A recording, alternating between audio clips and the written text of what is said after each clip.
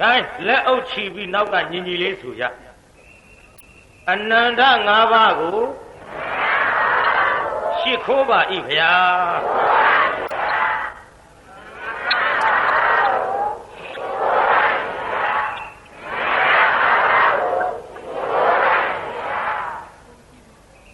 ဥသုံးကြီးရှိခိုးစရာလက်အုပ်ချစရာနေရာလည်းမရှိကောင်းညိတ်ယုံတော့ညိတ်ပေါ့လေတရားနာပိဋကများလုံးအားကြီးနေများလုံးအားကြီးနေတော့ရှ िख ိုးဖို့တောင်အတော်ခဲရင်သွားဟိုင်းအနန္တ၅ပါးရှ िख ိုးပြီးတဲ့နောက်ဒီကနေ့ဘုန်းကြီးမြတ်စွာဘုရားသခင်ဟောကြားတော်မူတဲ့တရားတော်ကိုဘုန်းကြီးတို့ဂုဏ်တော်6ပါးနဲ့ပြည့်စုံပုံကိုဘုန်းကြီးဒီကနေ့ဟောပါဂုဏ်တော်6ပါးနဲ့ပြည့်စုံတဲ့တရားကိုအားလုံးရောက်ရှိလာကြတဲ့ဒကာဒကမတွေနားလည်လောက်တဲ့စကားလုံးနဲ့ဘုန်းကြီးသုံးပြီးတော့ဟောမှာဖြစ်ပါတယ်ဘုရားတရားတော်သည်ဂုဏ်မဲ့သောတရားမဟုတ်ဂုဏ်ရှိသောတရားဖြစ်ပါတယ်အဲ့ဒီဂုဏ်ရှိသောတရားတော်ကိုနာကြားရတဲ့ပုဂ္ဂိုလ်များသည်တရားတော်ရဲ့ဂုဏ်ကျေးဇူးကြောင့်လောဘတွေချုပ်နေတယ်ဒေါသတွေချုပ်နေတယ်ယခုအချိန်မှာမောဟတွေချုပ်နေတယ်မာနဒိဋ္ဌိတွေချုပ်နေအဲ့ဒီလောဘဒေါသစသောပပင်စတရားတွေချုပ်နေတဲ့အချိန်ခါမှာတရားနာပရိသတ်ကြီးရဲ့အစ္ဆဒတန်တံမှာမိမိတို့ပူပန်ကြောင်းဖြစ်တဲ့တရားတွေချုပ်နေခြင်းကြောင့်အေးတဲ့အရသာလေးကိုခံစားနေရပါတယ်ဒါနိဗ္ဗာန်ရဲ့သဲလွန်စပရိသတ်ကြီးဘာရဲ့သဲလွန်စပါလဲနိဗ္ဗာန်ရဲ့သဲလွန်စတချို့ကမြတ်စွာဘုရားဟောထားတဲ့နိဗ္ဗာန်ကိုကပြက်ကချော်တောင်ပြောကြမင်းတို့ပြောတဲ့နိဗ္ဗာန်ရှိသလားကွာမေးကုန်ပြီကျွတ်တို့ဗမာပြည်မှာဖြေတဲ့လူကရှိတယ်နိဗ္ဗာန်ဘာတွေရှိတုံးကွာဘာမှမရှိဘူးတဲ့ဘာမှမရှိပြင်းစရာကြီးကွာတဲ့ရုပ်ရှင်မကြည့်ရအရက်မတော့ရဖဲမရိုက်ရရုပ်ရှင်ကိုပြက်လုံးထုတ်ဘာသာရေးမှာအတော့ကိုအောက်တန်းကြတဲ့စကားလုံးပေါ့ဒီပြင်စကားပြက်လုံးထုတ်ဖို့ကောင်းဒီထဲမဲသေးတဲ့မင်းတို့နိဗ္ဗာန်ရှိတယ်ဆိုရင်ငါကြည့်ခြင်းလို့ပြစမ်းกว่าဒီတော့ဟိုလူကပြန်ဖြေတယ်နိဗ္ဗာန်ဆိုတာတဲ့မျက်စိနဲ့မြင်အောင်ကြည့်လို့ပဲဖြစ်မတုံးတဲ့ဟာရှိဖြစ်ရမှာပေါ့ကွာတို့ကလက်တွေ့မှယုံတာကွာမင်းကငါလက်ပတ်နာကြီးရှိသလားမေးတယ်ငါရှိတယ်လို့ပြောကင်ကြည့်တယ်လို့ပြစမ်းဆိုငါပြမယ်ရော့ကွာဟောတော့မှလက်ပတ်နာကြီးကင်ကြည့်တို့ကဒီလိုမှယုံတာကွာဒီလိုလှုပ်လာတယ်ပြိတ္တမင်းတို့နိဗ္ဗာန်ရှိတယ်လည်းပြောပြီးတော့မျက်စိနဲ့ကြည့်လို့လည်းမမြင်ဘူးလက်နဲ့ကင်ပြလို့လည်းမရဘူးဆိုရင်ဟေးမရှိဘူးကွာတဲ့ဒီတော့ဟိုလူကလည်းဘာပြန်ပြောတော့ဒါတော့ကျွတ်တို့လည်းမသိဘူးနိဗ္ဗာန်လုံးလေရိုက်မှတ်ထားနော်နိဗ္ဗာန်ဆိုတာမျက်စိနဲ့ကြည့်လို့မမြင်ဘူးလက်နဲ့ကင်ကြည့်လို့မရဘူးခင်ဗျားတို့သဲလွန်စလေးတော့ကျုပ်ပြပါကျုပ်ကလည်းနိဗ္ဗာန်ကတစ်ခေါက်မှပြန်ခဲ့ဘူးတဲ့ဘုန်းကြီးမဟုတ်တော့ဟင်္ဒရဘက်ကနိဗ္ဗာန်တော့ရောက်ပါတယ်တစ်ခေါက်မှပြန်ခဲ့ဘူးတဲ့ဘုန်းကြီးမဟုတ်တော့လေခင်ဗျားတို့ကိုတိတိကြကြကိုယ်တွေ့အနေအားဖြင့်မတင်ပြနိုင်ပါသို့တော့ဒီနိဗ္ဗာန်ရရင်ဒီလိုသဘောရှိဒီနိဗ္ဗာန်ရောက်အောင်ဘယ်လိုလုပ်ရတယ်ဆိုတာတော့ဖြင့်ဘုရားအဆုံးအမစကားတော်သာသနာတော်တွေကထုတ်ပြီးတော့ကျွတ်တို့ကပြောလို့ရ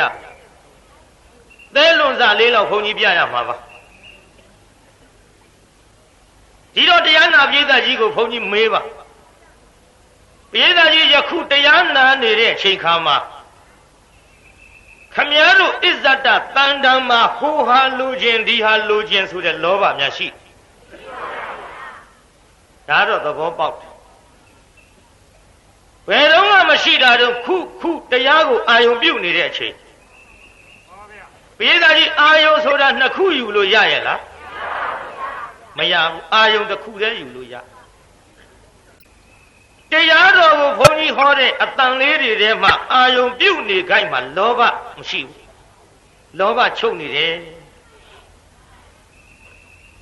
ဒါဖြင့်တရားနာပိဋကကြီးဘုန်းကြီးမေးအောင်တရားနာပိဋကရဲ့အစ္ဆဒတန်တံမှာဒေါသတရားများရှိဒေါသတရားရှိရင်ဘယ်ဒီလူတွေဒီလောက်ထိအောင်ပြည့်ညတ်ပြီးထိုင်လို့ရဝဲလန်းတော့ပဲဆိုရင်ကြိတ်နဲ့လောဘရောဒေါသရောမင်းသားလေးကြည့်ခြင်းနဲ့လောဘမင်းသမီးလေးကြည့်ခြင်းနဲ့လောဘကြည့်ခြင်းနဲ့လောဘဖြစ်နေတော့ရှေ့ကခေါင်းကြီးကလားကွယ်လိုက်တော့မတ်တက်ရလိုက်တော့မမြင်တာနဲ့နောက်ကဒေါသထွက်လာဟဲ့ကောင်မရနိုင်ဘူးခဲထူဟဲ့ကောင်ခဲနဲ့ထူလိုက်မယ်ခေါင်းကွန်းစားသွားမယ်မင်းထားရဟောတရားနာပိဋကဒေါသဖြစ်လာပွဲကြည့်တယ်လောဘနဲ့ဒေါသနဲ့ဒီတဲ့တချို့ကလေးမလေးတွေကမင်းသားထွက်လာတယ်ဆိုတော့မမြင်ရလို့ဒူးလေးနှစ်ဖက်ထောက်ပြီးပေါင်ပေါ်လက်နှစ်ဖက်ထောက်ပြီးတော့ရှေ့ကလေပင်လေးစမ်းပြီးတော့ကြည့်လိုက်နောက်ကမိန်းမကမမြင်ရတော့မကြည့်နာဘူးဟဲ့ကောင်ကမထားနဲ့မမြင်ရဘူးထားတယ်ပြမတော့ထားဒေါသတရားပွဲမှာပရိသတ်ကြီးအဲ့ဒီလိုဒေါသရှိရလားလောဘလိုခြင်းနဲ့လောဘမရှိခြင်းကြောင့်လိုခြင်းတာမရလို့ဖြစ်လာမဲ့ဒေါသတွေလည်းချုပ်နေပါသည်မှန်ရလားဘုန်းကြီးပြောတာသို့တော်လည်းပဲလောဘချုပ်တယ်ဆိုပေမဲ့လို့တရားသာနားနေတာဟိုကောင်ချီးထားတဲ့ငွေတရားဟိုမိမချီးထားတဲ့ငွေတရားနဲ့ဖြင့်ကတော့သွားတောင်းအောင်မပါဘဲဆိုတဲ့ယောက်ျားမိန်းမတွေအလွတ်ပေါ့ဒီထဲမပါတော့ပါဘူးအာယုံပြောင်းပြန်လို့ပြောနေတာပရိသတ်ကြီးအာယုံပြောင်းကမမြန်ဘူးလား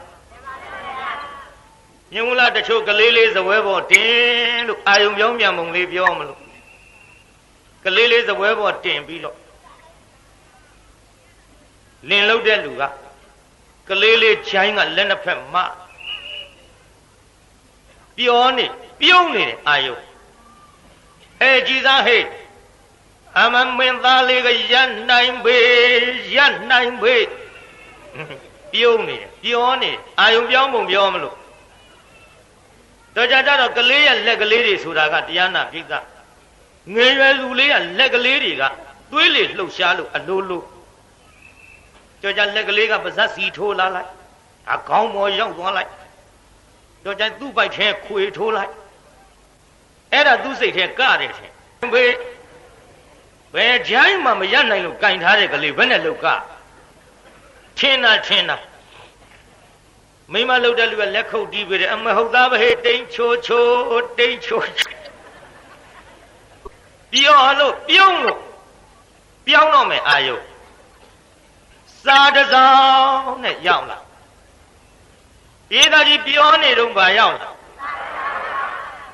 စာတစောင်းရောက်လာတော့ကလေးကိုမိမပေးပြီးယောက်ျားလှုပ်တဲ့လူကဖောက်ဖတ်လိုက်စာရဲပါလာတာကရောက်ဖသေးလို့ညာလာရှိ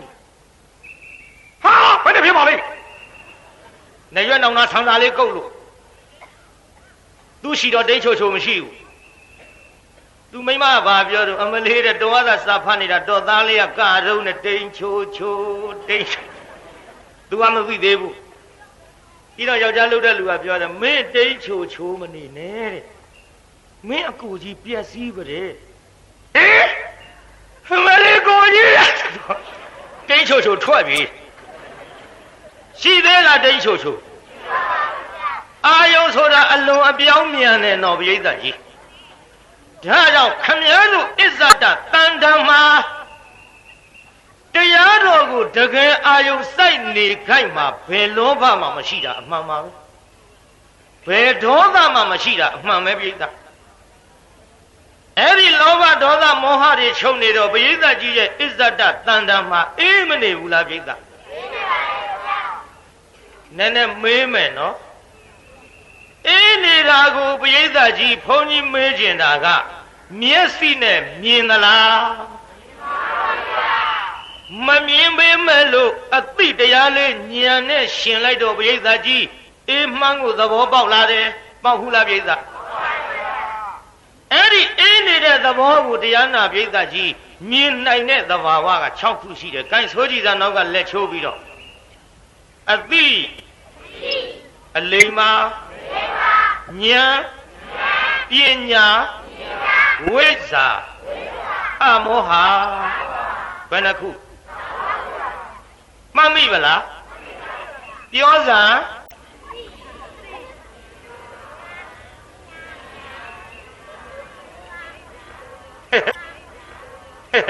ဘာပြောတာတော့ရိုင်ရွဲ့ကုန်ပြီပထမတော့ထွက်လာသည်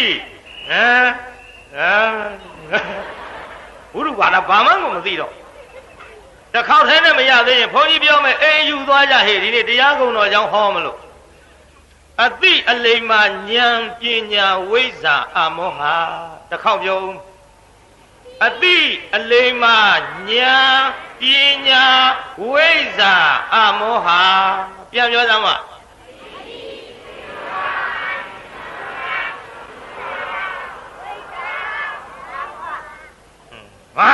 ငါဆိုတဲ့လူတွေအများကြီးပါပဲနော်ရော့တုတ်အဲ့ဒီ6ခုနဲ့မှမြင်လို့ရပါတယ်အေးနေတဲ့သဘာဝလေးဒါမျက်စိနဲ့ကြည့်လို့မြင်ရလားပြိဿမျက်လုံးကိုမိတ်ထားပေမဲ့လို့လိုချင်တဲ့လောဘမရှိလို့လိုချင်တဲ့လောဘမရှိခြင်းကြောင့်လောဘကြောင့်မရလို့ဆင်းရဲလာမဲ့အပူတရားတွေငါအစ္ဆဒတန်တာမရှိပါဘောလားလို့မသိဘူးလားဉာဏ်ကလေးနဲ့တော့မမြင်ဘူးလားဝိဇ္ဇာလေးနဲ့ကောမမြင်ဘူးလားအမောဟနဲ့ကောမမြင်ဘူးလားဒါဖြင့်မျက်စိနဲ့ကြည့်လို့မမြင်မှုသဘောပေါက်ပါလားကဲဒါဖြင့်ကောင်းပြီအစ္ဆဒတန်တာအေးနေတဲ့သဘာဝဒီမှာ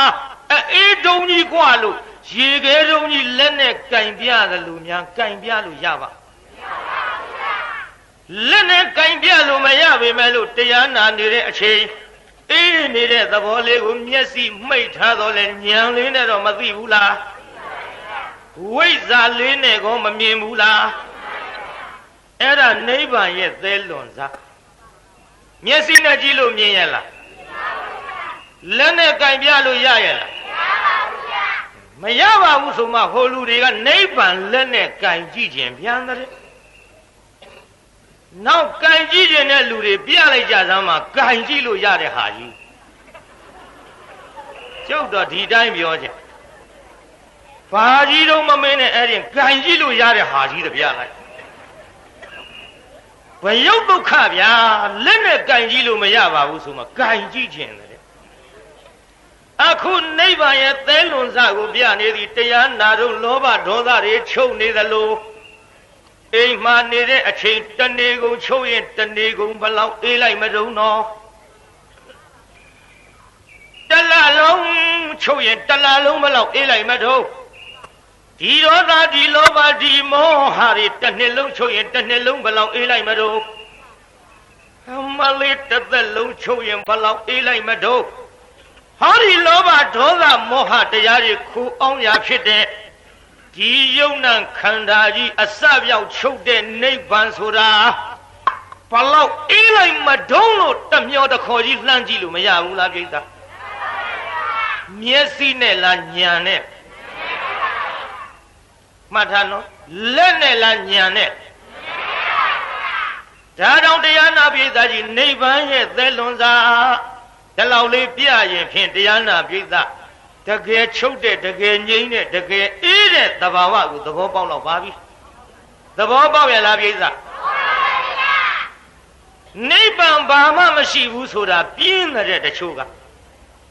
သူတို့ကပူနေရမှာ လူချင်းနေရမှာစိတ်ဆိုးနေရမှာလူချင်းနာလေးမရရင်မြဲရည်ကြနေရမှာအမလေးဒီထဲတချို့လူငယ်တွေကပြောသေးဩတဲ့သူနဲ့ငါမေတ္တာရှိရတာစိတ်ဆင်းရဲလိုက်တာနော်ဘာပြုလို့တော့နဲ့တွေ့နေရတဲ့ချိန်လေးပျော်ပြီးတော့မတွေ့လို့သူနဲ့ကင်းကွာနေရတဲ့အချိန်နဲ့မျက်ရည်ကျရတာပဲတဲ့ဒါပေမဲ့လို့သူနဲ့မတွေ့လို့မျက်ရည်ကျရတာလေကိုကငါအရသာရှိလိုက်လေခြင်းတော့ငိုရတာအရသာရှိတယ်ထင်တယ်လွန်ရတာအရသာရှိတယ်ထင်တယ်မျောရတာအရသာရှိတယ်ထင်တယ်ဒီလိုထင်းနေတဲ့အယူဝါဒကြီးမပြောက်သမျှ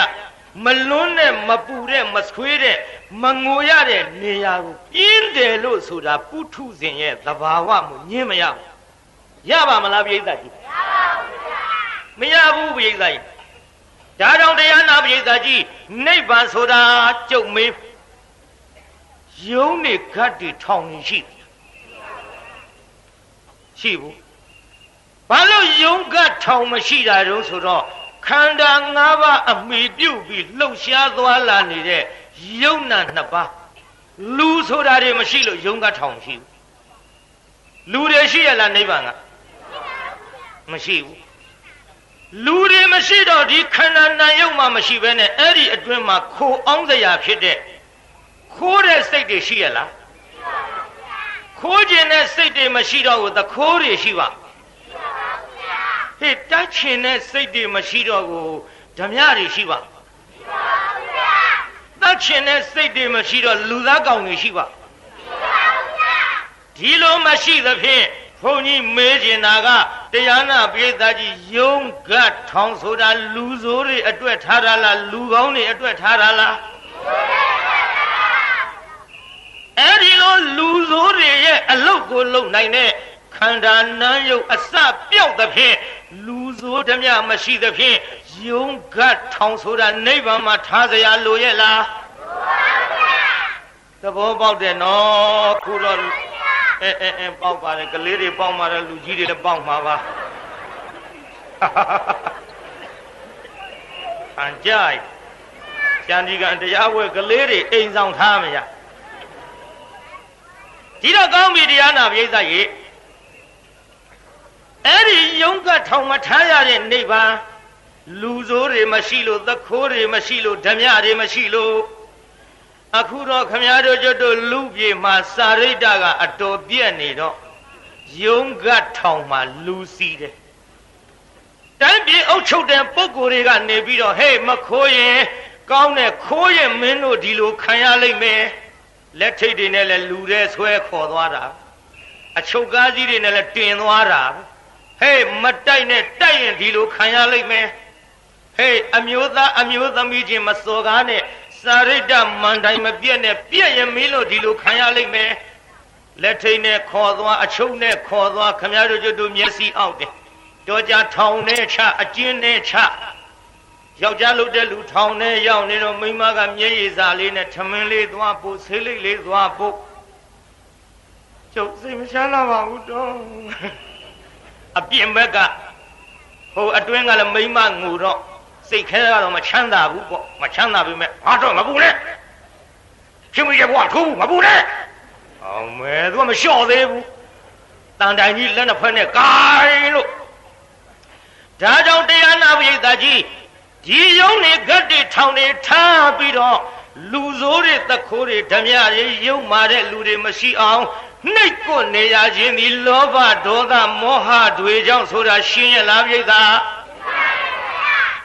ဒါဖြင့်ဟိုလောဘဒေါသမောဟအစပြောက်ချုပ်တဲ့နေရာကိုထားခဲ့ကြအောင်စို့ယခုတရားနာနေတဲ့အချိန်ကလေးမှာပင်လျင်ခမည်းတော်ဣဇဒတဏ္ဍလောဘဒေါသမောဟမရှိတော့တိုင်းပြည်အုပ်ချုပ်တဲ့ပုဂ္ဂိုလ်များကဟောခမည်းတော်လာပြီးတော့အနှောက်အယှက်ပေးရဲ့မပေးဘူးသူတော်ကောင်းနေဗုဒ္ဓသာသနာမြန်မာနိုင်ငံမြန်မာအစိုးရအုပ်ချုပ်နေသောအခါမြန်မာအစိုးရမင်းများခွင့်ပြုခြင်းအရာသူတော်ကောင်းတွေဆိုတော့အဲ့ဒါလို့ယုံကထောင်ပို့ဖို့ဆိုတာဝေးရောအနှောက်အယှက်တောင်မပေးဘူးဒါနိဗ္ဗာန်ရဲ့သဘာဝလေးပေါ်လွင်စေခြင်းလုံးလို့မှန်လားပြိဿကြီး နိဗ္ဗာန်ရဲ့သဲလွန်စာလေးကိုမြင်ခြင်းလုံးလို့ကျွတ်တို့ကပြကဲဒါဖြင့်ကောင်းပြီအဲ့ဒီလောဘဒေါသမောဟချုပ်ရချုပ်ကြောင်းဖြစ်တဲ့ချုပ်နေတဲ့နိဗ္ဗာန်ကိုရောက်ရရောက်ကြောင်းဘုရားဟောတဲ့တရားတော်ဂုဏ်တော်6ပါးရှိဘယ်နှပါးရှိမြတ်စွာဘုရားကိုတော်များဟောကြားထားတဲ့တရားတော်ကဂုဏ်တော်6ပါးရှိသည်ပိဋကကြီးဘယ်နှပါးတော့နားလည်အောင်ပြောမလို့ပြုတ်ယောက်ျားမိန်းမကလေးလူကြီးအကုန်လုံးနားလည်သွားအောင်တရားနာနေတဲ့အချိန်ခါမှာလောဘဒေါသမောဟချုပ်လို့ငြိမ့်နေတဲ့အေးနေတဲ့သဘောစီပိဋကကြီးကောင်းသလားမကောင်းဘူးဘုရားကိုယ်တော်မြတ်ကဒီလောဘဒီဒေါသဒီမောဟတွေကိုချုပ်ရချုပ်ကြောင်းဖြစ်တဲ့ဒုက္ခတာဂုံဆိုတာအစအလယ်အဆုံးကောင်းခြင်း၃ပါးနဲ့ပြည့်စုံတော်မူတဲ့မြတ်စွာဘုရားဟောကြားထားခြင်းဒီဒါဒုက္ခတာဂုံလို့ဒီလိုခေါ်တယ်ဘာဂုံခေါ်တော့ဒုက္ခတော့သူ့အခါတော့မြတ်စွာဘုရားအစလယ်အဆုံးဥပမာ၄ပါရရှိတဲ့တရားထာမှာပထမပါရအစဤကောင်းခြင်းအလယ်နှစ်ပါရအလယ်ဤကောင်းခြင်းနောက်ဆုံးစတုထဖြစ်တဲ့ပါရအဆုံးဤကောင်းခြင်းဂါထာလေးတစ်ပုဒ်ကစ၍ဖျားဟောတော်မူသောတရားတော်မြတ်သည်အစအလယ်ဆုံးကောင်းခြင်းနဲ့ပြည့်စုံစွာဟောထားလို့ဒါသွက်ခတာခုံနဲ့ပြည့်စုံတဲ့တရားလို့သဘောပေါက်ရဲ့လားကဲဒါဖြင့်ကောင်းပြီအဲ့ဒီတရားကိုမိမိတို့ကိုယ်တိုင်နာကြမိမိတို့ကိုယ်တိုင်အာယုံစိုက်နေမိမိတို့ကိုယ်တိုင်နှလုံးသွင်းနေဟောဒီနှလုံးသွင်းနေတဲ့တရားနာပရိသတ်မှန်သမျှကိုယ်တိုင်အာယုံစိုက်ကိုယ်တိုင်နှလုံးသွင်းဥပမာတစ်ခုတရားအထုတ်တဲ့အချိန်ဆိုရင်ကိုယ်တိုင်အထုတ်ဒီလိုအထုတ်နေတဲ့အချိန်ခါမှာဒီငြိမ့်နေတဲ့သဘောကြောင့်အေးနေတဲ့သဘာဝကိုပရိသတ်ကြီးကိုယ်တိုင်မမြင်ဘူးလားအဲ့ဒါကိုပင်လျင်ကျွတ်တို့တန်ဒိဋ္ဌိကဂုံလို့ဒီလိုခေါ်တယ်တန်ကတပုတ်ဒိဋ္ဌကတပုတ်ဣကကတပုတ်တန်ကကိုယ်တိုင်ဒိဋ္ဌကမြင်တဲ့ဣကကအတ်တန်ဒိဋ္ဌိကမြန်မာလိုပြန်လိုက်တော့ကိုယ်တိုင်မြင်အပ်တဲ့တရားပိဋကကြီးဘယ်လိုတရားတော့ကိုယ်ပိုင်ဉာဏ်ဖြင့်ကိုယ်တိုင်မြင်အပ်တဲ့တရားသည်ဘာဂုံလုံးပိဋကတန်ဒိဋ္ဌိကဂုံကဲမရအောင်မဲ့တခါကြီးတယောက်ကနေပြီးတော့အာထုတ်တာကိုကျုပ်ကမြင်နိုင်မှာမလားမမြင်ဘူးသူရဲ့ကိုယ်ပိုင်ဉာဏ်လေးနဲ့အာထုတ်နေရင်သူကိုယ်တိုင်မြင်အပ်လို့ဘုရားကဒါတန်ဒိဋ္ဌိကတဲ့ဒါကြောင့်တရားနာပရိသတ်ကြီးမိမိကိုယ်တိုင်အာထုတ်မှမြင်အပ်တဲ့တရားကိုအစားထိုးပြီးတော့ပရိသတ်ကြီးပက်ဆံနဲ့ငှားပြီးအာထုတ်ခိုင်းလို့များကိုမြင်မှာအဲ့ဒီလိုဆိုလွယ်တာပေါ့ဗျာဖရာတရားတော်ဒီပက်ဆံရှိတဲ့တထေးတွေကငှားပြီးအာထုတ်ခိုင်းနေမှာပေါ့ဒါပေမဲ့လို့ဒီလိုငှားပြီးတော့အာထုတ်ခိုင်းလို့မရကိုစားသွင်းပြီးတော့အာထုတ်ခိုင်းလို့မရကိုယ်တိုင်အာထုတ်မှကိုယ်တိုင်မြင်အပ်တဲ့တရားမို့ဘာခုံခေါ်ပါလေတန်ဒိဋ္ဌိကဂုံတော်ဘယ်နှပါးရှိသွားဘယ်နှပါးရှိသွားဘယ်နှပါးရှိသွားဓမ္မလက်ညှိုးထောင်ပြလိုက်ဘယ်နှပါးရှိသွားပထမဂုံကပါတဲ့ပက္ခတာဂုံဒုတိယဂုံကပါတဲ့တန်ဒိဋ္ဌိကဂုံဘယ်နှပါးရှိသွားတော့ဟိ6ပါးဆိုတော့ဘယ်နှပါးလို့သေးတော့ဟိဟာနောက်တစ်ခါလာလိမ့်မယ်အကာလိကဂုံဆိုတာအခါမလင့်အကျိုးပေးအခုတရားနာအခုလောဘချုပ်အခုတရားအထုတ်အခုဒေါသချုပ်အခုတရားနှလုံးသွင်းအခုမောဟချုပ်ဒါကြောင့်အခုလို့အခုငြိမ်းအခုသိတဲ့ဂုံဟာအကာလိကဂုံလို့ဒီလိုခေါ်တယ်ပိဋကကြီးဘုရားတရားတော်ကအခုအာထုတ်တာနဲ့ဖြင့်ငါကြောင့်မှသိမှာဟဲ့လို့များဟုတ်ကဲ့လားပိဋကဒါဖြင့်ဘုရားတရားတော်ကအကျွေးလားလက်ငင်းလားဟဲ့လက်ငင်းတော့လက်ငင်းအခုတရားနာတယ်အခုလောဘဒေါသမောဟအခုချုပ်တယ်အခုငြိမ်းတယ်ဒါကိုအခုသိအဲ့ဒါဘာကုန်လဲဟဲ့အ ကာလိကဂုံလို့ခေါ်တယ်အများနာလဲအောင်ပါနည်းနည်းရင့်ကျက်ပြီးသားပုဂ္ဂိုလ်တွေကတော့ကြာဏီကံတရားနှောင့်နှေးတတ်ပါတယ်သူတို့ကတော့တောက်ဆိုအမလေးနောက်ကနေနောင်လိုက်ပြီးတော့တခါလေသူတို့ညံကလေးတွေကရင့်နေတာကိုပြိဿရဲ့ဒါပေမဲ့လို့ကျုပ်ကဘလုံးရှုပ်ထွေးကြော်တဲ့နိုင်ငံကျော်ဆိုတော့ကလေးလေးလေးတဲ့သဘောမပေါက်အောင်စာမတတ်တဲ့မိမတွေလည်းနားလည်အောင်ဒီလိုလူပြိနားလဲတဲ့စကလုံးနဲ့တုံးပြီးတော့ဟောနေရလို့နည်းနည်းရင့်ကျက်တဲ့ပုဂ္ဂိုလ်များနှောင့်နှေးတယ်လို့မထင်ပါနဲ့ဗျာခမည်းတော်တဲ့ညံသေးသိမ့်တဲ့ပုဂ္ဂိုလ်တွေအတွက်တစ်ဖက်တစ်လမ်းကဝမ်းမြောက်ကြပါတော့လို့ဒီလိုတုတ်ကတောင်းပါရမှန်ရလားပြိဿကြီးအခုတရားနာတယ်အခုလောဘဒေါသမောဟအခုချုပ်တယ်အခုငြိမ့်တဲ့ဒါကိုအခုသိတဲ့ဂုံဟာဘာဂုံလုံးပြိဿအကာလိကဂုံလက်ငင်းလားအကျွေးလားပြိဿဒီနေ့တရားနာတာကိုတရားနာပြိဿကြီးနတ်ဖြင့်ငါမှသိတာလားခုသိကဲအကာလိကလက်ငင်းဒီဂုံပြီးသွားတော့ဘယ်နှပါးရှိသွားပါလဲ၃ပါးရှိသွားပြီအဲ့ဒီအကာလိကဂုံပြီးတော့တခါလာပြန်တယ်ပြိဿအေဟိပတ္တိကဂုံနဲ့ဘာဂုံလုံးပြိဿအေဟိပတ္တိကဆိုတာအေဟိပတ္တဣကအေဟိလာခဲ့ပါတဲ့ဘုရားကပတ္တရှုကြည့်စမ်းပါလာလှဲ့ရှုလှဲ့ဟူသောအစီရင်ကိုခံတိုက်လို့အေဟိပတ္တိကခေါ်လာလှဲ့ရှုလှဲ့ဆိုတာဘုရားကရင်ခေါ်တာလားမဟုတ်ဘူးဟဲ့တရားတော်တွေကိုကသူတို့ကိုယ်တိုင်လက်ရခေါ်နေလို့သူတို့တဘာဝလက်ရခေါ်သည့်အလျောက်သဘောပေါက်ပြီးသိနာလည်နိုင်လို့ထိုဂုံကိုအေဟိပတ္တိကကိုဘာဂုံနဲ့တော့တရားတော်တွေလက်ရခေါ်ပုံလေးကြုတ်ပြော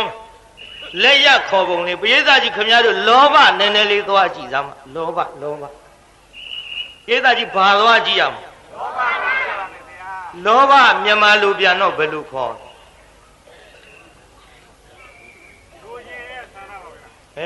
တယောက်သေးထွက်ပရိသတ်ကြီးလောဘမြန်မာလူပြန်တော့ဘယ်လိုခေါ်တယ်အကုန်ဖြေသားမှာဘယ်လိုခေါ်လဲမလီလူတွေများကြီးနော်ငြိမ့်နေလောဘတိတိလောဘလူချင်းတာကိုလောဘအဲ့ဒီလူချင်းဘကိုသွားကြည့်ရင်ဘိသကြီးသူ့သဘောလက္ခဏာဘာကိုတွေ့မှာပါလေကြုတ်ပြောသားမှာလောဘကခေါ်နေတယ်ခမည်းတော်ကိုအမေကြီးတဲ့ကျုပ်လာကြည့်စမ်းပါတဲ့ကျုပ်ကလောဘတဲ့လာခဲ့ပါတဲ့ကျုပ်ကိုရှုကြည့်စမ်းပါတဲ့ကျုပ်ကတော့လိုချင်တယ်နော်တဲ့သူ့သဘောလေးကိုလောဘကလက်ရခေါ်နေ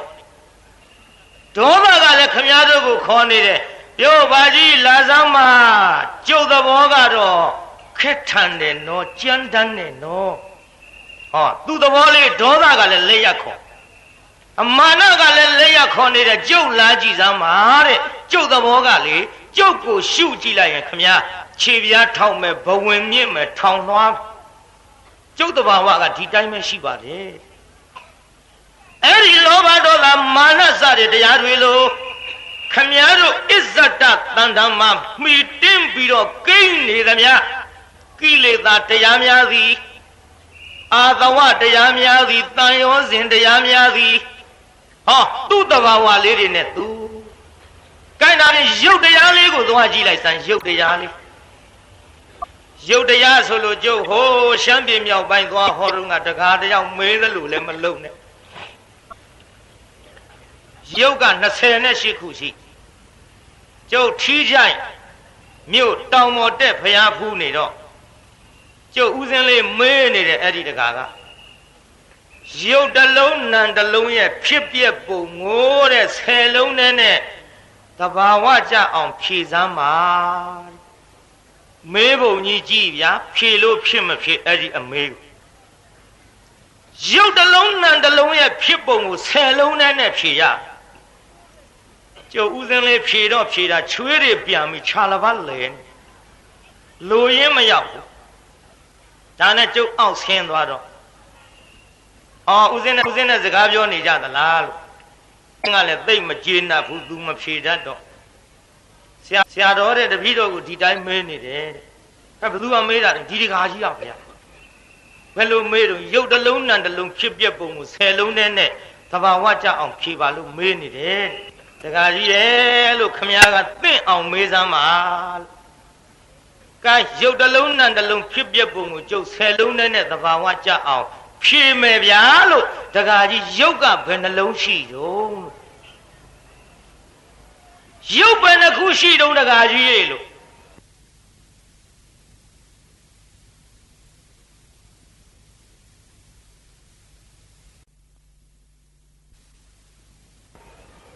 28ခုရှိတယ်ဗျာ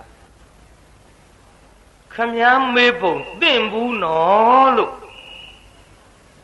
ရုပ်ကိုက28လုံးရှိတာခမည်းကရုပ်တစ်လုံးနံတစ်လုံးရဲ့ဖြစ်ပြပုံကို10လုံးနဲ့ဖြေရမယ်ဆိုတော့ကဲရုပ်28ခုကိုကျုပ်အရင်ဆုံးရည်ပြအောင်လို့ရည်ပြတော့မှအဲ့ဒီ28ခုတည်းကဘယ်ရုပ်ဖြေရမှာတုံးဆိုတာကျုပ်မေးပြီးဖြေပါမယ်လို့ရုပ်28ခုဟာဘုန်းကြီးကျောင်းနေတုန်းကသင်္ကြိုသင်တုန်းက28ခုအကုန်ရပေသည်ခုတော့ပြောက်ကုန်ပြီတဲ့မှတ်ထားနော်တချို့ဘုန်းကြီးတွေတောင်မေးမြောက်မေးတဲ့လူတွေရှိပါတယ်တဘာဝကြအောင်မမေးဘူးကဲရုပ်နေတော့ဗျာလို့နာငါဘယ်နှလုံးရှိတော့နာဘယ်နှလုံးရှိတော့နာငါဖရာတဲ့ဒွေးပညာသားဆိုတော့52လုံးပေါ့တဲ့ခမည်းတစ်လုံးလိုနေတဲ့နတ်ကွတ်ထင်တယ်လို့ဟာဘယ်ရောက်ကုန်ပါလဲကျုပ်ကလည်းရည်စရာပြောရတာပါဒီတော့ဖိုးကြီးကပြုံးတယ်လူသလားဖရာလူတယ်လို့ခမည်းပြောတာစေတသိက်တင်ရှိစိတ်မပါသေးဘူးလို့စိတ်တစ်ခုရုပ်90အကျေ120တပါးလို့ဆိုပေမဲ့လို့အာရမဏစိန်တေတိတိစိတ်တံအာယုံကိုကြံစီတတ်သိတတ်တဲ့သဘာဝသိတဲ့သဘောလေးကိုယူပြီးတော့စိတ်ဆိုတဲ့အမည်လေးနဲ့တစ်ခုတည်းထည့်လိုက်လို့စေတသိက်က52လုံးစိတ်ဆိုတဲ့အမည်လေးတစ်ခုတိုးလိုက်တော့နန္တေပညာသ53လုံးရှိတယ်လို့အဲ့ဒီ53လုံးနဲ့ကခမရဘယ်နံကိုဖြေရမှာတော့53လုံးကိုကျုပ်အရင်ရေတွက်ပြအောင်လို့မတွက်နိုင်တော့ဘူးခင်ဗျာတဲ့မေ့ကုန်ပြီတဲ့ဒါဖြင့်တကားကြီးရဲ့လို့နောက်များဒီအမေးမျိုးမမေးပါနဲ့သင့်အောင်မေးစမ်းပါဖယားကုတော်မြတ်ဟောတော်မူတဲ့နံသက်ပြက်ပုံတွေမှာအနေကတတအနေကကောတိတတသဟတဘာခောဓာထဘောလို့ဆိုတော့မျက်စိတမိတ်လျက်တပြည့်အတွင်းမှာနံသက်တွေဟာဂရေတသိန်းကျော်မြဖြစ်ပြီးပြက်ကြပါတယ်လို့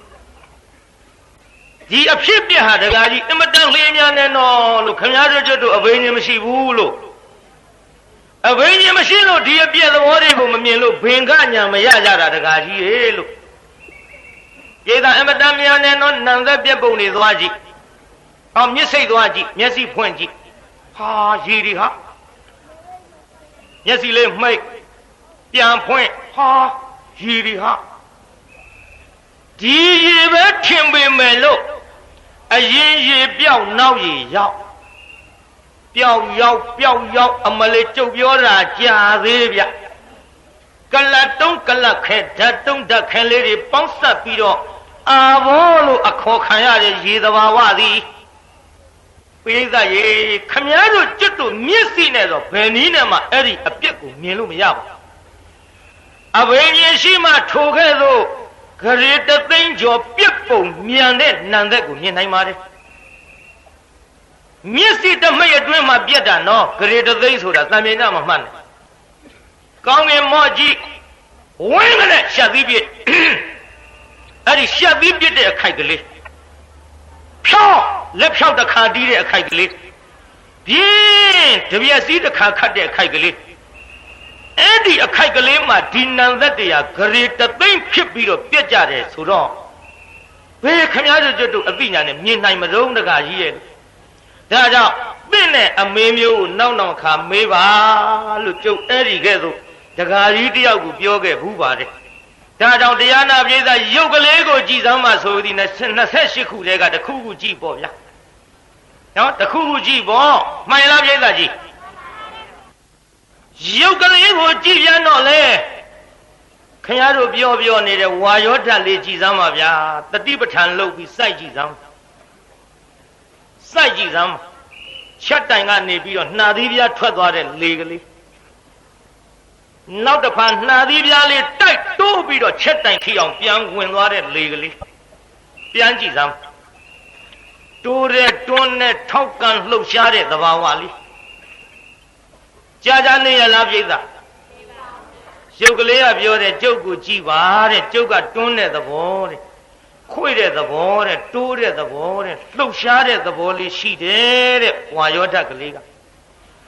ဒါပေမဲ့ကြာတိုးကြာလှုပ်ကြာတွန်းမနေဘူးတဲ့ကျုပ်ကလည်းကျုပ်သဘာဝကတာရှည်မနေဘူးဖြစ်ပြီးပြက်မှာနော်တဲ့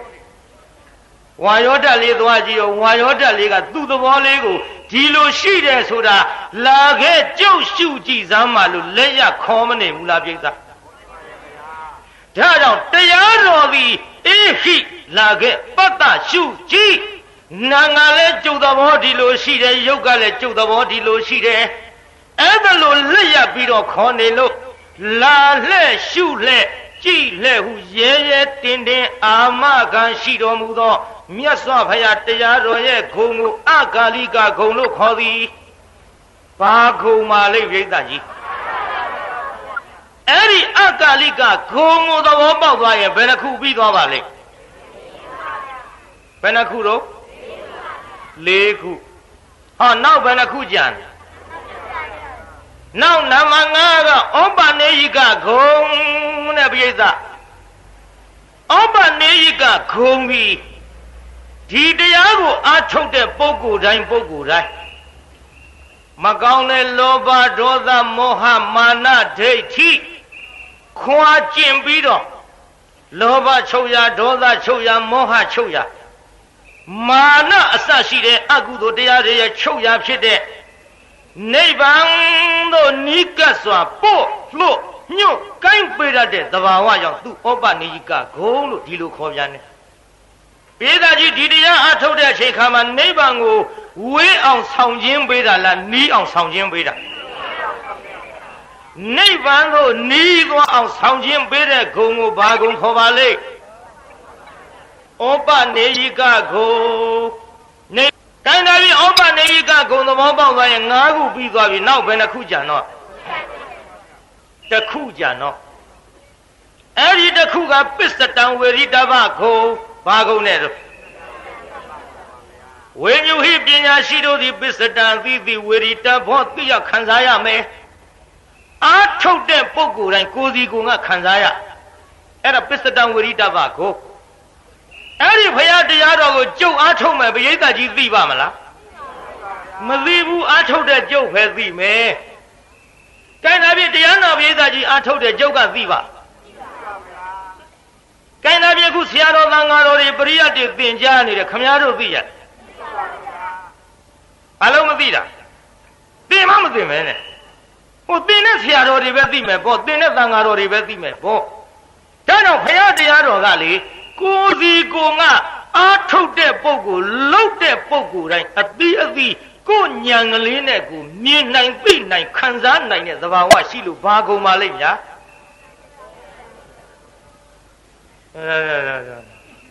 ဘာပြောလိုက်မှမသိဘာကုန်နဲ့ပြပြသားသားလေးလှုပ်ပါဟိုးနောက်ကပရိသတ်ကြီးရှေ့ကလူတွေဖြေတာကိုငြိမ်ငြိမ်လေးနားထောင်နော်ကြားလားမဟုတ်ဘူးလှမ်းအော်နေမှာစိုးလို့ကြိုက်တဲ့ဩဇာမျိုးပဲပေးရအကုန်လုံးဖြေတဲ့ခြင်းနဲ့ကျုပ်ကတရားနာပြီးငြိမ်နေတဲ့ငြိမ်ငြိမ်လေးတရားနာနေတာကဓမ္မသဝနာကုသိုလ်ဒီတိုင်းခေါ်အတန်ကလေးတွေထွက်ပြီးတော့ဖြေတာကဓမ္မဒေသနာကုသိုလ်ခေါ်တယ်ကျုပ်ကပရိသတ်ကြီးဒီကနေ့ကုသိုလ်2မျိုးရစေခြင်းနဲ့ပရိသတ်ရဲ့ပရိသတ်ကြီးကုသိုလ်1မျိုးတည်းလိုချင်သလား2မျိုးလိုချင်သလားမြန်မြန်ကြီးဩဇာမဟောနောက်ကပရိသတ်ကြီး1မျိုးတည်းလိုချင်လား2မျိုးလိုချင်သလား မနေနိုင်ဘူးဆွဲခေါ်တော့နည်းနည်းတော့ပါလားနှမျိုးလို့ချင်းငြိမ်ငြိမ်လေးနာရမှာလားအတန်ထွက်နာရမှာအတန်ထွက်နာကြပေါ့ဒါပတိတရားစာဆိုတော့ရှက်တတ်အဝေတဘာမိဘာယတိပါဠိတဗေနဘာယရေဘယဘယဝိမုံလာတေတံတိဒုက္ခနလပတိတဲ့ဘုရားကရှက်တဲ့ရှက်ထိုက်တဲ့တရားကြတော့မရှက်ဘူးမရှက်တဲ့မရှက်ထိုက်တဲ့နေရာကြတော့ရှက်နေတယ်ကြောက်တဲ့ကြောက်ထိုက်တဲ့တရားကြတော့မကြောက်ဘူးမကြောက်တဲ့မကြောက်ထိုက်တဲ့တရားကြတော့ကြောက်နေတယ်အရှက်မှားအကြောက်မှားနေရင်ဘုရားကိုယ်တော်မြတ်ကတံတိဒုက္ခနလပတိအင်းငိမ့်ချမ်းသာရေးဆိုတဲ့နိဗ္ဗာန်ကိုဘယ်တော့မှမရတဲ့ရပါမလားပြိဿတရားသာထွက်ရမှာကြရှက်တရားသာထွက်ရမှာကြလန့်မဖြေခြင်းလို့မဟုတ်ပါဘူးတဲ့ကိုတယောက်တည်းခြုံမှားသွားရှက်စရာကြီးတရားသာကြရှက်အရာထဲထမိန်ကလေးဖင်ချိတ်အင်ကြီးလက်ကလေးမှခါလေးထောက်ဟဲ့ငါလိုကောင်မတတိရှိထိကြည့်စမ်းဆိုတာကြတော့သူတို့အရှက်တွေဘယ်ရောက်မှမသိဘူးအဲ့ဒါမျိုးကြတော့မရှက်ဘူးတရားနာပြိဿမှန်လားပြိဿကြီးဒါကြောင့်တရားနာပြိဿကြီးအတန်လေးတွေထွက်ပြီးတော့နှမျိုးစလုံးကုသိုလ်ကိုပြိဿကြီးအကုန်လုံးကိုယ်စီကိုငါကြုတ်ရစေခြင်းနဲ့ပြိဿကြီးအားထုတ်တဲ့ပုဂ္ဂိုလ်တိုင်းကိုယ်စီကိုငါအသိခံစားရတဲ့ဂုဏ်ကိုဘာဂုဏ်လို့ခေါ်ပါလိမ့်ပစ္စတံဝေရိတဗဂုံလို့ခေါ်ပါတယ်ဗျာဗါတဲ့အဲ့ဒီဂုံတော်6ပါးနဲ့ပြည့်စုံတာတွေကိုဘာလို့ခေါ်တော့ကိစ္စဘာလို့ခေါ်တော့ဟုတ်ဘူးအဲ့ဒီဂုံတော်6ပါးနဲ့ပြည့်စုံတာတွေကိုဘာလို့ခေါ်တော့မျက်စိမလဲတာမနဲ့လဲထွက်သွားသေးတယ်တရားလို့ခေါ်ပါတယ်ဗျာတရားကဂုံပဲနှပါးရှိအာထုတ်တဲ့ယောဂီပုဂ္ဂိုလ်တိုင်းမိမိအာထုတ်တဲ့တရားဒီဂုံ6ပါးရှိမရှိစစ်ကြည့်ပါဒီဂုံ6ပါးရှိမရှိဉာဏ်ကလေးနဲ့မြင်အောင်ကြည့်ပါအဲ့ဒီဂုံ6ပါးရှိနေရင်တော့ဖြင့်ဒါတရားအစစ်ပဲလို့သူများသွားမမေးနဲ့တော့သူများပြောတဲ့အတိုင်းယုံမနေနဲ့တော့အရှင်ဘုရားပြောလိုက်တာက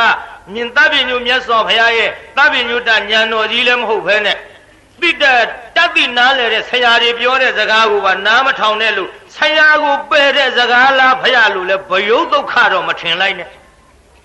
ဘယုတ်ဒုက္ခတော့မထင်လိုက်နဲ့ဆရာပယ်တာမဟုတ်ဘူးအဲ့ဒီဆရာကလေဟောနီးပေးယုံမဲ့သိဒီကုံတော်6ပါးပြည့်စုံအောင်ရရှိမှာကအာထုတ်တဲ့ပုဂ္ဂိုလ်သဘောပေါက်ရဲ့ဆရာမပယ်ကောင်းပါဘူးကျွတ်တို့လဲဆရာနဲ့ဘုရားတရားသံဃာမိဘဆရာသမားအနန္တ၅ပါးကိုကျုပ်ညာတိုင်းရှ िख ိုးခိုင်းနေပါသည်ကျုပ်ကိုယ်တိုင်လည်းရှ िख ိုးနေပါသည်မှန်လားပြိဿကြီးဆရာပယ်ဖို့ပြောတာလားဂုဏ်တော်6ပါးပါစေခြင်းလို့ပြောတာလားပြိဿမဟုတ်ဘူးသူများပြောတာနဲ့တချို့ကယုံတာလွန်းလို့မင်းကွာတဲ့45ရက်လောက်ဆိုရင်ပြီးပြီတဲ့ပြီးပြီတဲ့ပြိဿယုံရလားအဲ့ဒါမျိုးကြတော့မင်းကွာငါပြလိုက်ပါမယ်တဲ့9ရက်ဆိုရင်မင်းပေါက်ပါဟာတဲ့9ရက်ထဲနဲ့ပေါက်ပါမလားဟိုပေါက်ကတော့ရှိတာပေါ့9ရက်ထဲနဲ့ပေါက်ပဲတဲ့တစ်လလောက်နေပြီးပဲတဲ့တစ်နှစ်လောက်နေကုန်ပဲတဲ့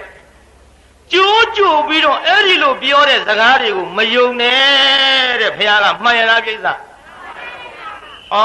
ကမ္မထမ်းပြတဲ့ဆရာတွေကိုပုတ်ခတ်တယ်လို့လဲအဖျားဆိုပြီးလှုပ်ဇက်နဲ့တော့ကြုံမပြောလိုက်နဲ့တကယ်စေရနာနဲ့တရားနာပြိဿသူများပုတ်ခတ်ဖို့ကျွတ်တို့တဆန်းရှိမြမိမိစိတ်ထဲမှာမထားခဲ့ပါဘူးဓမ္မကတိကလှုပ်တဲ့ချိန်ခါမှာတိုင်းပြည်အုပ်ချုပ်တဲ့ပုဂ္ဂိုလ်နဲ့တကွာသာသနာရေးဘာသာရေးပညာရေးစီးပွားရေးလူမျိုးရေးအသင်းဖွဲ့ခိုင်ကနပုဂ္ဂိုလ်ရေးဘယ်သူမှမပုတ်ခတ်ခဲ့ပါဘူးအနှစ်20ကျော်လာပါ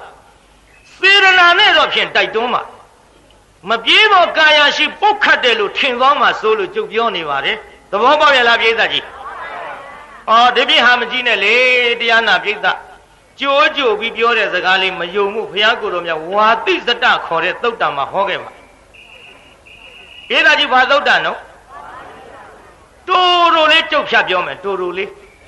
ဝါတိဇတသုတ်တန်ဘာသုတ်တန်နဲ့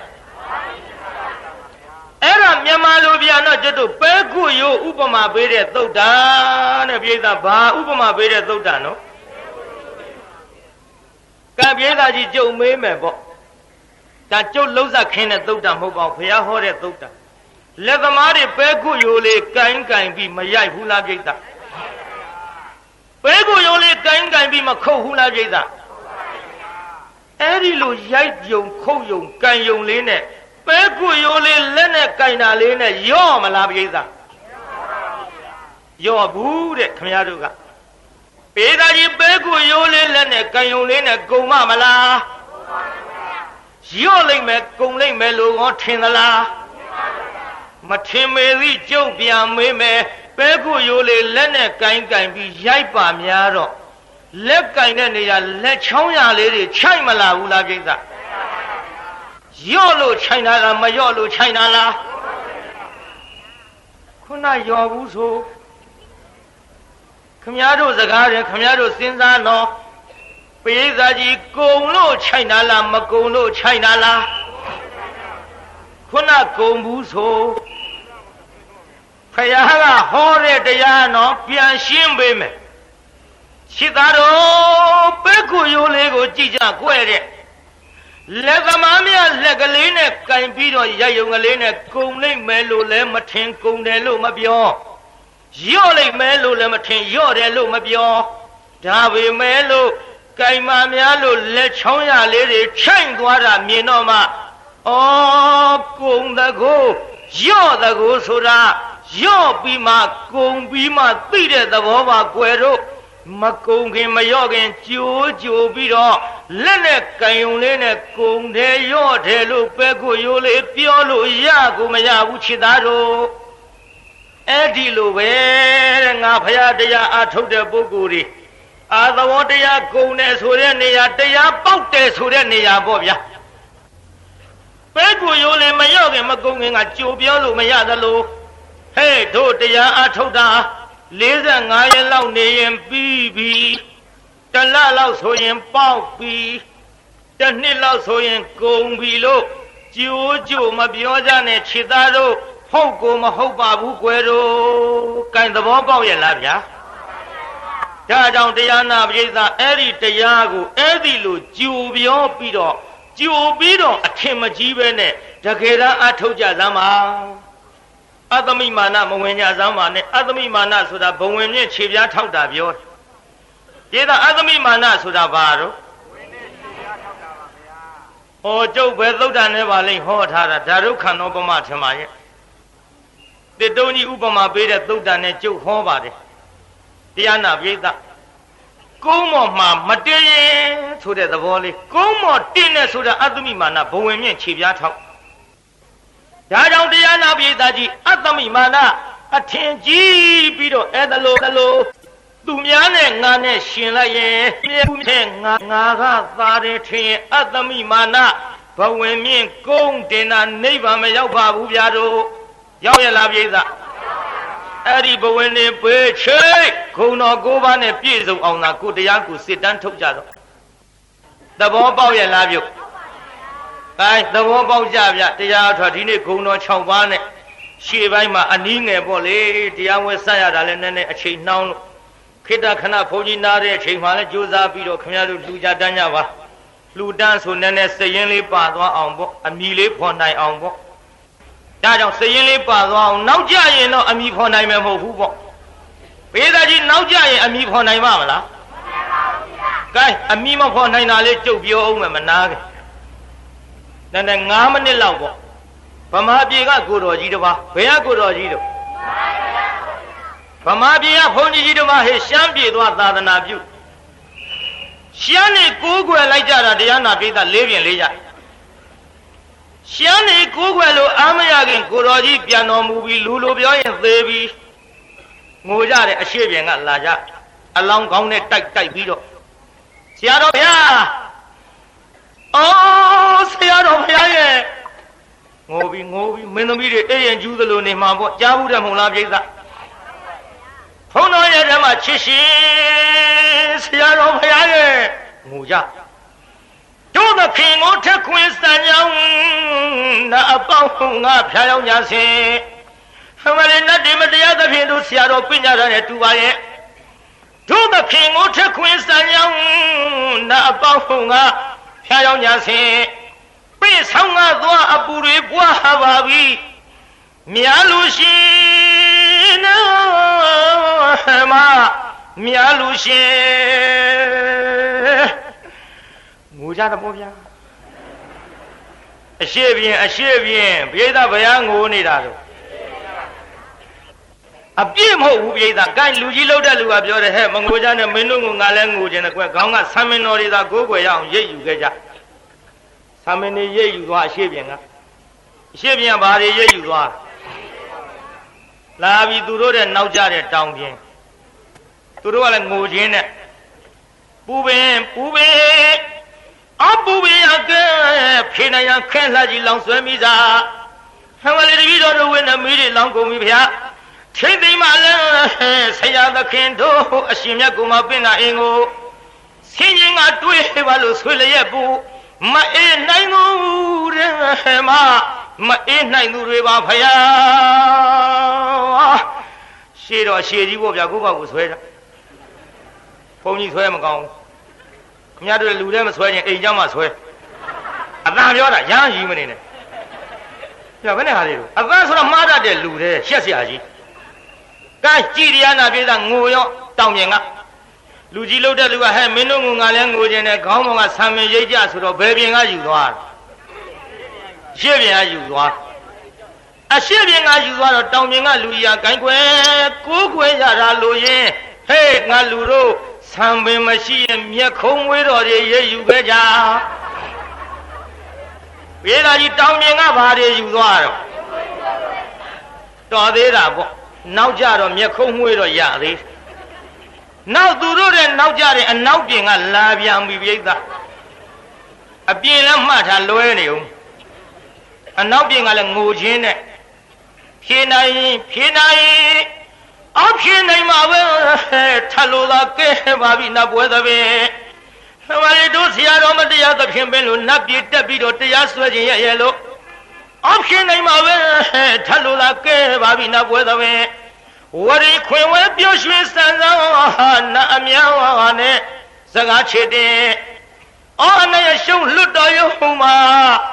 ချိန်အောင်ငယ်ချင်းမခင်နိုင်မဲ့တရားသာဆွဲခြင်းတော့အသေးနာလေးတဲ့မှာအသေးနာပါတယ်ဖယားနေကြီးနဲ့မှကောင်းတာဟုတ်တယ်ကျုပ်တစ်ပါးတဲ့6ကက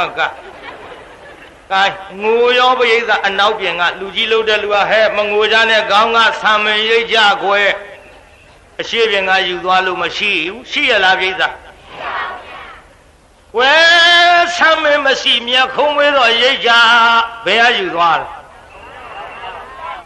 တောင်မြင်ကယူသွားတော့မြတ်ခုံးမွေးရလည်းမရှိဒီတော့လူကြီးလှုပ်တဲ့လူကဟေးငါလူတို့ဆမ်းမင်းကလည်းမရှိ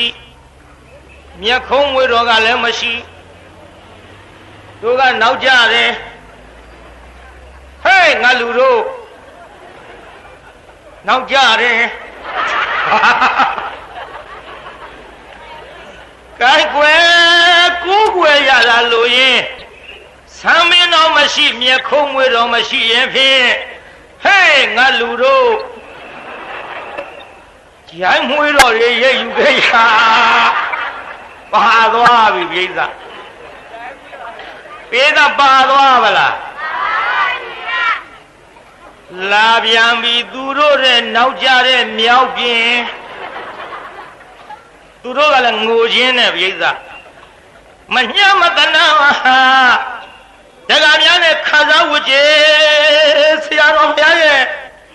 အမလေးတပည့်တော်တို့ဆောင်းကလေးကောင်းမတင်ပြီးတော့နေစဉ်နဲ့ညကူးခွေတာမငဲ့တော့ဘူးလားရဲ့လို့ကျိုးဟိုမိန်းကလေးတွေငိုတာပြောနေတာနော်ခင်မချိုတော့မိမမဟုတ်ဘူးငိုပြီးပြိဿရဲ့မညှမတနာတက္ကများနဲ့ခါစားဝကြဒီလိုကိုရှုံးသွေးဖက်တဲ့တ ကယ်စိတ်ဟိမလို့ဇတ်သိလူကိုတရားတော်များဟောဖို့ကြတော်များနား၌ဆွဲထုံအာယုံတော်မွေးပဲတော်မမေ့နိုင်ဘူးတမြင့်မြင့်လုံးစိတ်တွေဆွဲပါလို့မြဲတဲ့ဘုံနဲ့မမြဲတဲ့ဘုံမှာဖယားတလောက်ကောင်းတဲ့ဘုန်းကြီးပြန်ရှိအေးရင်ကျူလာငါနေဒုက္ခဟုတ်တယ်ဘုန်းကြီးပြန်နေလိုက်ပင်းလို့အတော်တိတ်နေရကိုင်းတရားနာပိဋကငိုရောပြုလူကြီးလုံးတဲ့လူကဟဲမငိုကြနဲ့ဆံမင်ရိပ်ကြကွဲဆိုတော့ရှိသေးလားဘယ်အားယူသွားဆံမင်မရှိမြဲခုံးမွေးတော့ရိပ်ကြဆိုတော့ရှိသေးလားဘယ်အားယူသွားမြဲခုံးမွေးတော့မရှိဂျိုင်းမွေးတော့ရိပ်ကြဆိုတော့ရှိသေးလားကိုင်းကုန်ပြီသူတို့ကနောက်ကြတယ်လူကြီးလို့တဲ့လူကဟဲ့ငါလူတို့ဆာမင်ကလည်းမရှိမြက်ခုံးမွေးကလည်းမရှိဂျိုင်းမွေးတော်ကလည်းမရှိဒါပေဒီတို့ဆရာတော်တို့ကြည်ညိုတယ်ဘာမှမရဘဲနဲ့ပြန်သွားလို့မဖြစ်ဘူးတခုခုတော့ရမှာဖြစ်မယ်ဟဲ့ငါလူတို့တခုခုတော့ရမှာဖြစ်မယ်ွယ်တို့ကနောက်ကြတာကိုဆမ်းပင်မရှိမြက်ခုံးဝဲမရှိဂျမ်းဝဲတော့မရှိရင်ဖြင့်ဟဲ့ငါလူတို့ရှိတာတွေပဲရဲ့ယူခဲ့ကြအိုင်ပါသွားနောက်ကြတာကိုပိဿရဲ့ဇာပနာနေကြတော့လာကြတော့တန်ကြက်နဲ့ပြတ်တတ်နဲ့ကိုပြတ်တတ်လေးကိုအမိဖောလာကြအရှိပြင်ကလည်းတန်ကြက်နဲ့တို့ဆံမင်းတို့ပြတ်တတ်ကြီးကရိမ့်တိုင်းတော့လာဆံမင်းပြတ်တတ်နဲ့အမိလေးဖောပြီးတော့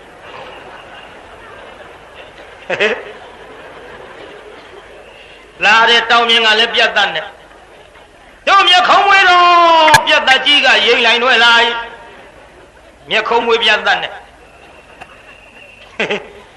အနောက်ပြင်ကလည်းပြတ်တတ်နဲ့ပြီးတော့တန်ကြက်နဲ့ဟေးတို့ဂျိုင်းမွေးခင်ဗျာပြတ်တတ်နဲ့ပေါ့သူပြတ်တတ်နဲ့သူအော်လာကြမြောက်ပြင်ကလည်းလာတယ်ပြိဿတန်ကြက်နဲ့ပြီးတော့ပြတ်တတ်နဲ့မြောက်ပြင်ကဟေးသူများဏိဒန်းတလောက်မချက်ဘူးသူတို့ကဏိဒန်းအရှိကြီးနောက်ပိုင်းတိုးတိုးနဲ့သိရင်လို့ဟေးသူပြတ်တတ်ကြီးကဘာပြတ်မှမလားမသိဘူးနောက်ကြတော့အမိရမဖော်နိုင်ဘူးပေးတာကြီးဖော်နိုင်ရဲ့လားဒီတော့ကြာဏီကံပရိသတ်သည်ဒီကနေ့ညပရိသတ်ကြီးမြောက်ပြင်လို့များဖြစ်ခြင်းသလားမြောက်ပြင်လို့မဖြစ်ခြင်းလက်ပြင်ထားကြပါနှစ်ညရှိပြီ9ချက်30 45ချက်တွေတခန်းတွေ900တွေလှူဒန်းလိုက်ကြတာကြုံရိုက်လို့မှငါတတ်ဆန်းသမျှစရင်လေးပါမသွားရင်တော့မြောက်ပြင်လို့အမိမဖော်ပဲဖြစ်လိမ့်မနော်မှန်လားပြိဿကြီးကဲခိတရဆိုင်လို့ဟာပတိုင်းပေးမဲ့ဖြတ်ပိုင်းကလေးတွေနဲ့လှူကြပါဗျာဗမာရီနာမမေ့မလေးအောင်မပေါ့မဆန်းသောတတိတရားဖြင့်တံပါဒေထမိမိတို့ရည်မှန်းသမျှလွယ်လေးနဲ့ကူပါလာလို့မပင်မညပါဘူးဆိုရင်ဖြင့်ကြိုးစားပြီးတော့မြောက်ပြင်လို့မဖြစ်ရအောင်လှူဒန်းနိုင်ကြပါစေကုန်သတည်း